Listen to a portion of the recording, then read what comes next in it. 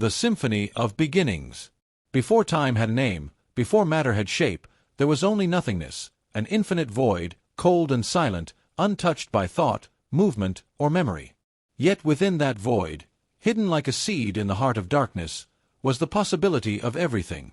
Then, from that nothingness came a singular event, a tremor not of sound or light, but of pure potential. The singularity. Smaller than an atom, denser than imagination, hotter than 1,000 suns. It was the womb of the universe, waiting for the moment to break free. And then, it did. The Big Bang was not an explosion, but a release. A silent surge of space and time, energy and law, flung outward in every direction. In less than a heartbeat, the universe expanded from a point smaller than a grain of sand to a vast ocean of boiling particles and screaming radiation.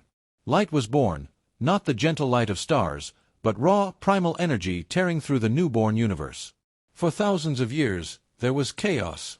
The cosmos was a sea of plasma, too hot for anything stable to exist. But in this fire, nature began its quiet work.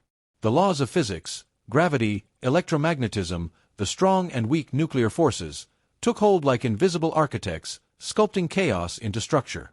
As the universe expanded, it cooled. And as it cooled, matter emerged. Quarks bonded into protons and neutrons. Electrons danced around them, creating atoms. Mostly hydrogen with a touch of helium, the simplest of elements, yet the building blocks of all to come. Gravity, relentless and patient, drew clouds of gas together. Over millions of years, those clouds collapsed and ignited, giving birth to the first stars.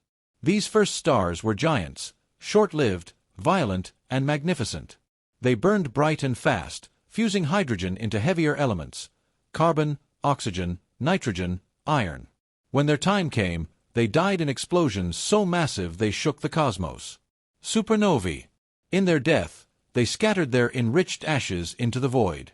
From those ashes, new stars formed, smaller, longer-lived, and with them came planets. Some rocky, some gaseous, some frozen. In the arms of galaxies, these stars and planets spun like dancers in a cosmic waltz. One such star, quiet and unremarkable in the vastness, lit up in the corner of a spiral galaxy. Around it, a disk of dust and gas coalesced. From that dust, planets were born. The third planet from the star was different. It was small, warm, and wrapped in a fragile blue veil. Earth. On Earth, the story of the cosmos continued in a new language. Life. In the oceans, life stirred, simple cells born from chemistry and chance. For billions of years, life remained humble. Then, something changed. Cells learned to cooperate, to specialize, to evolve. From water to land, from scales to feathers, from instinct to thought, life grew, diversified, and reached upward. One species, small and fragile, looked up at the night sky and began to wonder. They saw patterns in the stars.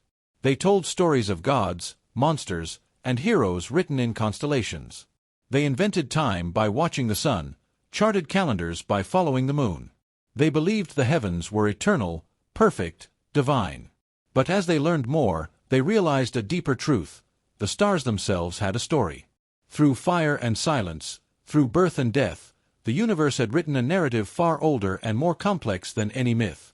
These people, humans, began to understand that the iron in their blood, the calcium in their bones, the oxygen they breathed, all were forged in ancient stars.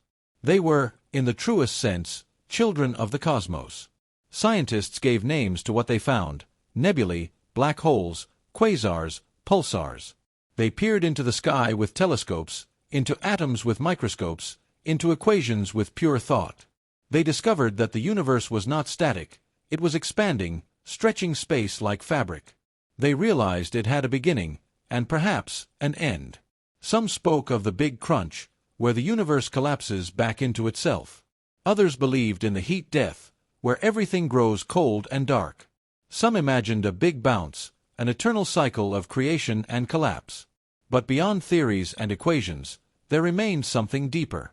A mystery, a wonder, a quiet, sacred awe.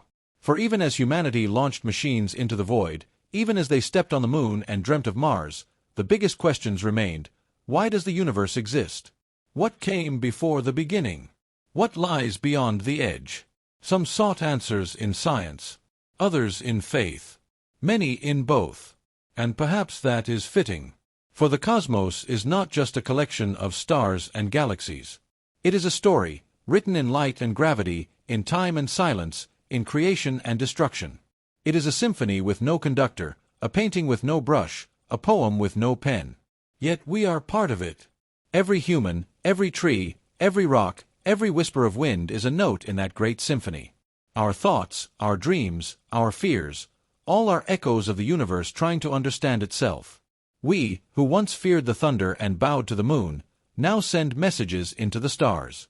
We are the universe made conscious, the cosmos gazing back upon itself through curious eyes. And still, it expands. Still, it evolves. Still, it sings.